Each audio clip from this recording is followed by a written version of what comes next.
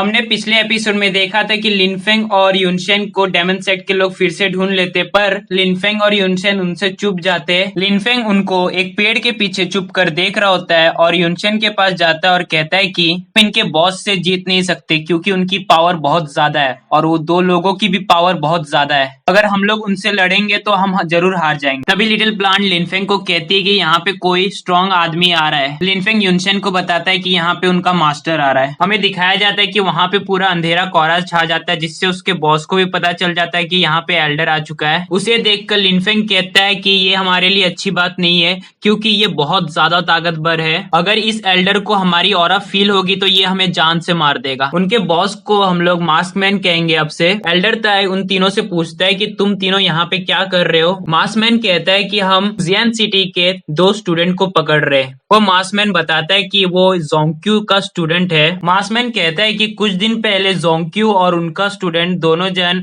लुजियान city आए थे और उस 9 टर्निंग फॉर्मेशन को तोड़ने की कोशिश कर रहे थे और वहां पे एल्डर यूमिंग आ गए और उस जोंक्यू को रोक लिया 9 टर्निंग फॉर्मेशन को तोड़ने से। तभी वहां से उनका स्टूडेंट भाग जाता है और एल्डर यूमिंग ने हमें ऑर्डर दिया कि जोंक्यू के स्टूडेंट को पकड़ के लेके आने के लिए। एल्डर ताई उनको कहता है कि 1 दिन हो गया पर तुम लोग ने जोंक्यू के स्टूडेंट को नहीं पकड़ पाए अभी तक। मास्कमैन कहता है कि हम उस लड़की को पकड़ ही लिए थे, पर उस समय एक लड़का आ गया और उस लड़की को बचा के लेके चले गया। पर आप हमें कुछ समय दीजिए जिससे हम उस लड़की और उस लड़के को पकड़ लेंगे। एल्डर ताई कहता है कि उन दोनों को पकड़ने की कोई जरूरत नहीं क्योंकि अभी हम सबको कैंप जाना होगा। ये सुनकर मास्कमैन कहता है कि एल्डर योमिंग का ऑर्डर है कि उस लड़की को पकड़ के लेके आने का। फिर एल्डर ताई गुस्सा हो जाता है और कहता है कि तुम मेरा बात नहीं मानेगा और उसे अपने पावर से डराने लगता है। एल्डर ताई कहता है कि टेंगू डायनेसिटी के एम्परर को पता चल चुका है कि हमने लुजियान सिटी को ब्लॉक कर दिया है और वे सभी लोग यहाँ पे आने के लिए निकल गए हैं, इसलिए हम सभी को प्रिपेयर होना होगा उनसे लड़ने के लिए। हम सभी को आर्मली स्पीयर भी चाहिए जिससे हम डेमन लॉर्ड को जिंदा कर सके। ये हमारे लिए बहुत अच्छा मौका है। अगर इसमें कुछ गलती होता है तो तुम सब खत्म हो जाओगे। इसका क्या अंजाम होता है ये तुम समझ सकते हो।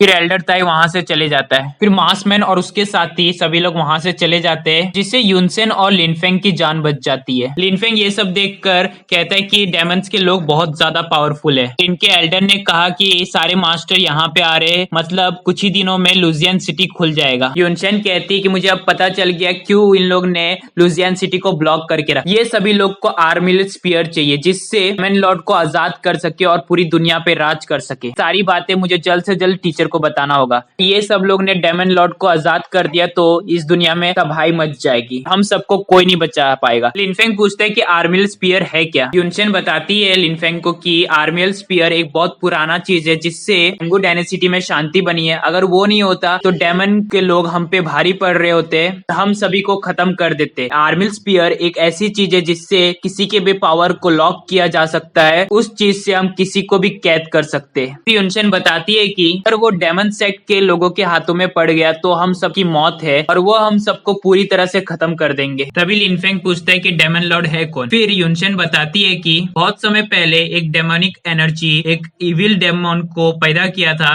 उसके पास इन्फिनिटी पावर थी जिससे वो पूरी दुनिया को खत्म कर रहा था। चाहता था कि पूरी दुनिया में उसकी राज हो जिससे डेमनी जिंदा रहे और कोई जिंदा ना रहे। और वो सभी इंसानों को मार रहा था और उसको कोई मार ही नहीं पा रहा था क्योंकि वो एक अमर डेमन था। फिर वहां पे 4 बड़े कल्टीवेटर्स आते और उस डेमन को लॉर्ड को सील कर देते पूरी तरह से वो फिर से तबाही न मचा। फिर लिनफेंग पूछता है कि ये सभी लोग फिर से डेमन लॉर्ड को रिकार्डिनेट करना चाहते हैं क्या ये सभी लोग डेमन लॉर्ड को आजाद कर पाएंगे। युनशेन बताती है कि ये सभी लोग डेमन लॉर्ड को जिंदा करना चाहते हैं क्योंकि इनके पास डेमन लॉर्ड की पावर है। उस एनर्जी बॉल से डेमन लॉर्ड को फिर से जिंदा कर सकते। अगर ये सभी लोग डेमन लॉर्ड को फिर से जिंदा कर दिया तो हम सब पे बहुत बड़ा भूकंप आ जाएगा जिससे हम कभी सॉल्व नहीं कर सकते। टेंगू डायनेसिटी खतरे में पड़ जाएगी। मैं जल्द से जल्द ये सारी बातें टीचर को बतानी होगी जिससे इन सभी को रोक सके। फिर युनशेन कहती है कि हम टीचर को ढूंढेंगे कहाँ। लिनफेंग कहते तू चिंता मत कर, हम उन्हें ढूंढ लेंगे। फिर लिनफेंग कहता है कि जरूर तेरे मास्टर वहाँ पे ढूंढ रहे होंगे जहाँ पे हम दोनों मिले थे, इसलिए हमें वहाँ पे जाके देखना चाहिए कि तुम्हारे मास्टर वहाँ पे है क्या नहीं। हमें रात का सीन दिखाया जाता है जहाँ पे लिनफेंग युनशेन को कहता है कि तू अभी सो जा, कुछ देर बाद मैं तेरे को उठा दूंगा। फिर युनशेन वहीं पे सो जाती है। फिर हमें कुछ देर के बाद का सीन दिखाया जाता है जहाँ पे युनशेन लिनफेंग को बताती है कि यही है लुजियन सिटी और इसको चारों तरफ से ब्लॉक कर दिया डेमन सेट के लोगों ने और यहीं पे आर्मियल स्पीयर है जो डेमन सेट के लोगों को चाहिए। फिर लिनफेंग लिटिल प्लांट की पावर से देखता है तो उसको पता चलता है कि डेमन सेट के लोग वहीं पे खड़े हैं। लिनफेंग युनशेन को बताता है कि यहाँ पे कुछ डेमंस भी है। ये सुनकर युनशेन कहती है कि डेमन सेट के लोग यहाँ पे भी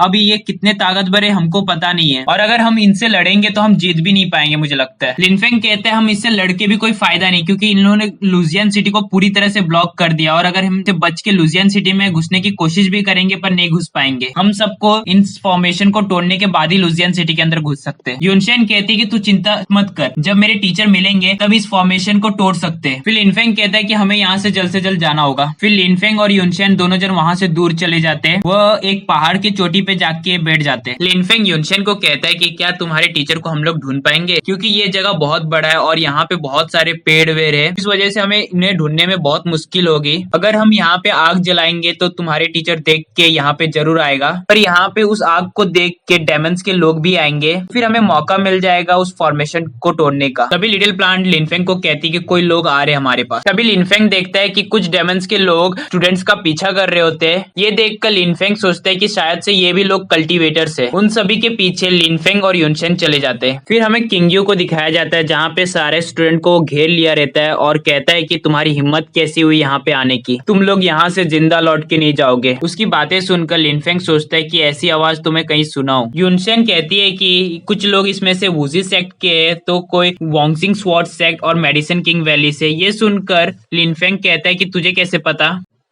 युनशेन कहती है कि उनके कपड़ों से पता कर सकते हो कि वो कौन से सेक्ट से है। युनशेन बताती कि सबके कपड़ों की डिजाइन अलग अलग है जिससे तुम आसानी से बता सकते हो कि वो कौन से सेक्ट से बिलोंग करता है। फिर युनशेन बताती कि ये सभी लोग फाउंडेशन बिल्डिंग रैलम तक है। फिर हमें दिखाया जाता है कि उन सभी में फाइट स्टार्ट हो जाता है जिस पर सभी लोग अपने पावर से उन डेमंस लोगों से लड़ रहे होते हैं। हम देखते हैं कि उन सारे स्टूडेंट के पास बहुत ज्यादा एक्सट्रीमली पावर होती है। सभी स्टूडेंट डेमन को बराबर की टक्कर दे रहे होते हैं, पर तभी किंग्यू उन सभी के बीच आ जाता है और उसकी पावर बाकी सभी से ज्यादा ताकत रहती है। ये देखकर स्वॉर्ड सेक्ट का स्टूडेंट कहता है कि हमें इनको रोक के रखना है क्योंकि कुछ ही देर में गोंगजुन एल्डर आ जाएंगे और हम सबको बचा लेंगे। उनकी फाइट देखकर युनशेन कहती है कि ये सभी लोग इतने छोटे पर इनकी पावर बहुत ज्यादा है और ये सभी लोग फाउंडेशन बिल्डिंग रैलम तक पहुंच गए जो कोई आम बात नहीं है। फिर हम देखते हैं कि डेमंस के लोग सारे स्टूडेंट पे भारी पड़ने लगते हैं। उनमें से एक स्टूडेंट को घायल भी कर देते हैं। मास्कमैन कहता है कि आज हम 6 लोगों को मारेंगे और अपनी पावर दिखाएंगे सभी लोग को कि हाँ डेमंस की पावर कितनी है। ये कहकर उन सभी पर अपनी डार्क पावर यूज करता है जिससे सभी लोग पूरी तरह से